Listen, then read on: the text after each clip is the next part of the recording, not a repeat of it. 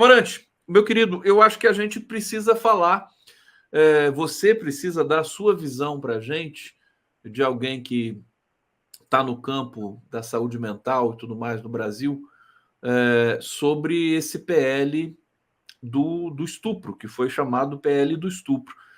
Como é que você vê esse debate, essa tentativa? A gente já foi aqui por todos os meios e todos os focos, os enfoques dessa questão, desse debate, mas eu acho que está faltando alguma coisa ainda que a gente não entendeu. Eu queria te perguntar, como é que você avalia a discussão sobre o PL do estupro a essa altura do campeonato no Brasil?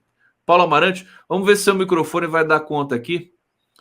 Vamos ver, Conde. Eu falei, quando eu estava ouvindo a Paula Corati, quando você conversou com a Maíra, estava tudo bem. Quando a Paula começou a falar, eu passei a não ouvir a Paula. E aí eu decidi, troquei o fone, não funcionou. Aí eu fui e botei a caixa externa. Está me ouvindo bem? Estamos ouvindo você lá no fundinho, assim. Não sei se você consegue aproximar mais do que quer que seja. Se você se aproximar, acho que melhora um pouco. Mas vamos lá. Aqui, ó, tem a caixa agora em frente mesmo, no meu rosto. Melhorou um pouco? Não, essa caixa aí não ajuda nada, só atrapalha, viu, Paulo? Então, não sei. Você ligou essa caixa no celular? Então, eu vou tirar. Vou tirar tudo e vou falar diretamente no microfone. Melhorou? Agora tá bom. Cada dia a gente vai aprendendo a mexer. Tá bom. Conde, boa tarde. Então, na semana passada, nós convidamos a Ana Costa, né? As pessoas devem lembrar, médica, feminista, uma pessoa importante, ex-presidente do SEBS, para discutir a questão do veto que o Conselho Federal de Medicina fez sobre o aborto legal. Então, é uma orquestração que está tendo, né, de setores conservadores, ou como a Maíra prefere falar, reacionários, que estão atuando contra toda a pauta de defesa dos direitos. Fundamentalmente, alguns aspectos que tocam muito, que chamam muito a moral conservadora. Então, você tem que lembrar, tanto no caso que eu falo sempre, da psiquiatria, da saúde mental, quais são as pautas? Está aumentando no Brasil inteiro o movimento para a internação compulsória de populações de rua, que não teriam nada a ver com problema, digamos, de transtorno mental, seriam pessoas vítimas do modelo econômico, excludente, etc. Está aumentando um movimento em relação à criminalização do uso de drogas, está aumentando o movimento contra o aborto e de criminalização do aborto.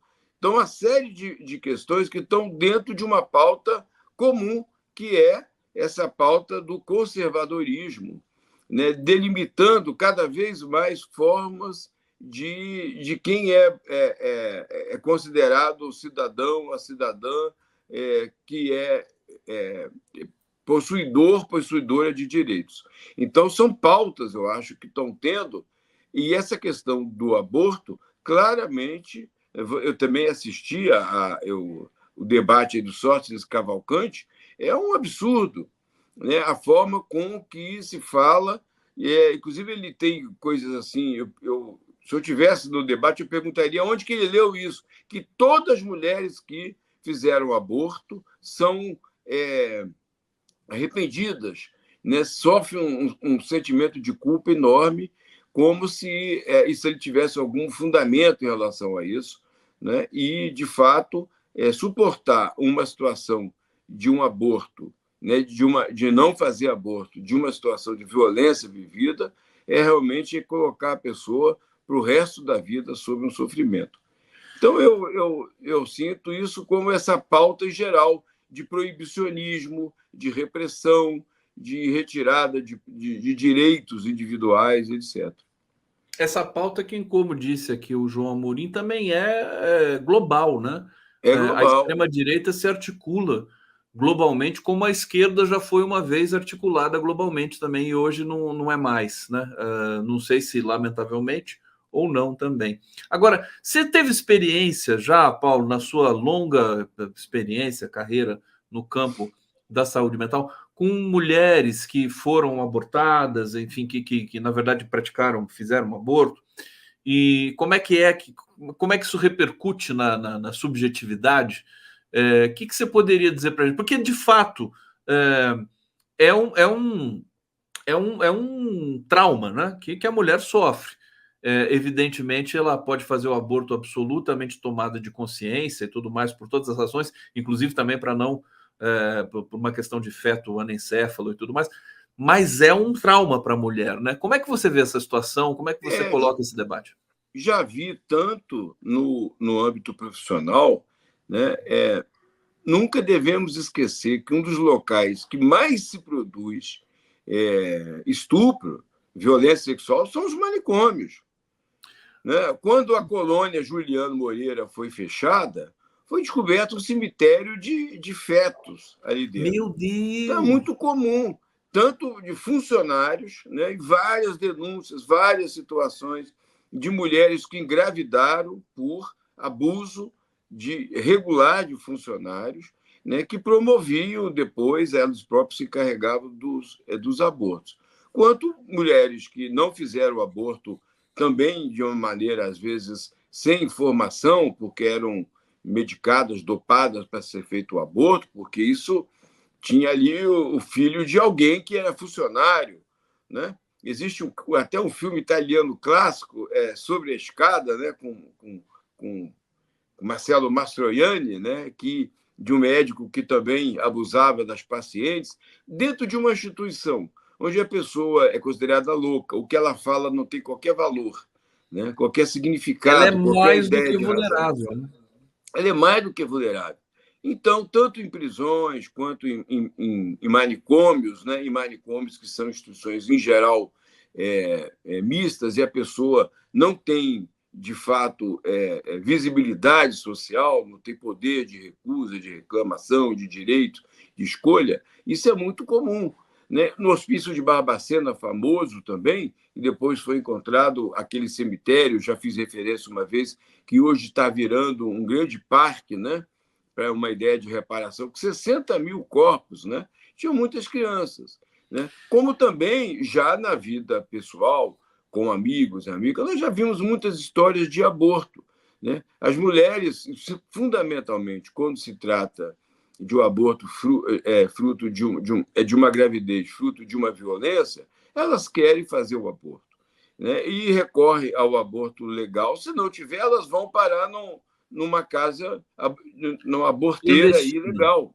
E essa é outra questão do cinismo dessa PL, não é? Como se as pessoas não fossem. Inclusive, tem um mercado muito potente aí de aborteiro, né? Que Sim. As pessoas vão procurar. Muitas das Aliás, vezes eu quero trazer com você duas vertentes aqui desse debate, que é o seguinte: o caso das gravidezes não desejadas, que acaba repercutindo mais nas classes mais altas, né? Isso acontece e elas têm recursos maiores.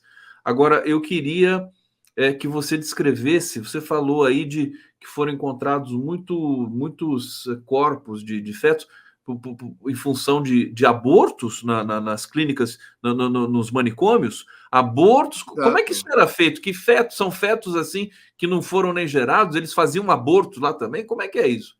Existiam muitas situações de estupro nos hospitais psiquiátricos. Se imagina, eu falei da colônia Juliano Moreira, que eu acompanhei um pouco na década de 80, quando nós começamos a abrir esses hospitais, a entrar, a conseguir desinstitucionalizar, descobrir o que estava ali dentro, esse hospital, que é onde teve, por exemplo, Arthur Bispo do Rosário. Precisamos ver muitas histórias de mulheres que engravidavam por parte de funcionários, né, ou às vezes de outros pacientes, ou daquele misto, daquele paciente que se torna crônico na instituição e se torna meio um auxiliar da repressão, ajuda no controle, ajuda nas formas de gestão ali do hospital, e que as mulheres engravidavam.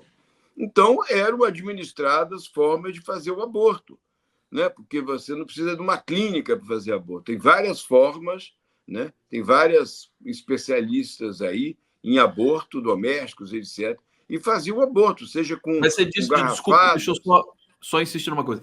Na Juliano Moreira, nessa instituição, foram encontrados corpos de fetos, assim, ainda na barriga da mãe, quer dizer, que foram abortados lá mesmo, é isso que você falou? Exatamente, foram encontrados fetos e restos, né, de Resto. embriões, etc., né, isso era meio claro, uma prática totalmente.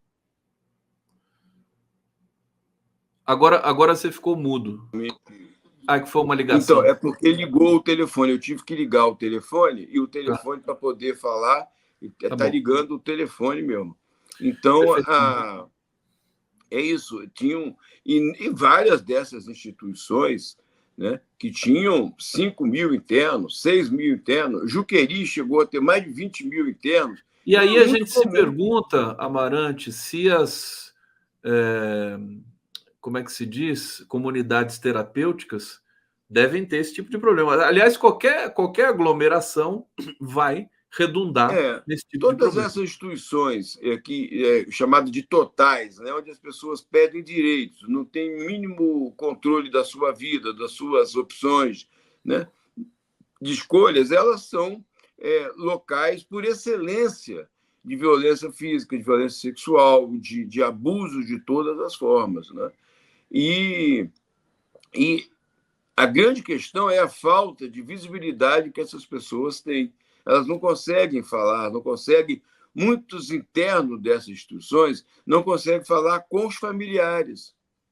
Conseguem falar com os familiares. Quando chegam os familiares para visitar, isso é muito comum. Agora, nas comunidades terapêuticas, eu tenho visto muitas denúncias disso, né? Aí a família é informada que a pessoa não está bem, está numa fase muito ruim, vê o familiar, o pai, a mãe, o irmão, pode emocionar mais, isso pode piorar. É um tipo de mecanismo que tem, são muito comuns nessas instituições. Então, você corta o contato. As pessoas não têm celular, tem na prisão, mas não tem lá no Não manicômio, tem na comunidade nas terapêutica. comunidades, nas instituições psiquiátricas. Ela não Amarante, consegue falar. perfeitamente. Deixa eu ir para o bate-papo aqui rapidamente, trazer o comentário da Isabel Reis. Tire sua Bíblia do meu ovário. Aqui, protesto feito. Paulo Pinto, mexeram com o sexo errado. Lindy Veronese, excelente 11 News hoje. Conde, obrigado, querido, também estou gostando muito.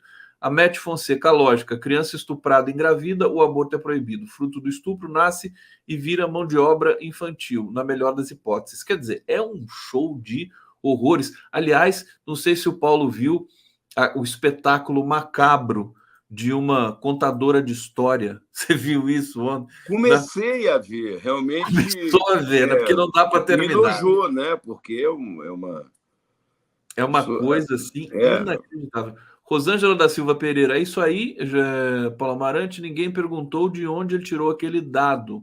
Aceitam relações mentiras como verdade. Não, eles citam o Sóstenes, né? E todo mundo de direita cita qualquer coisa, né?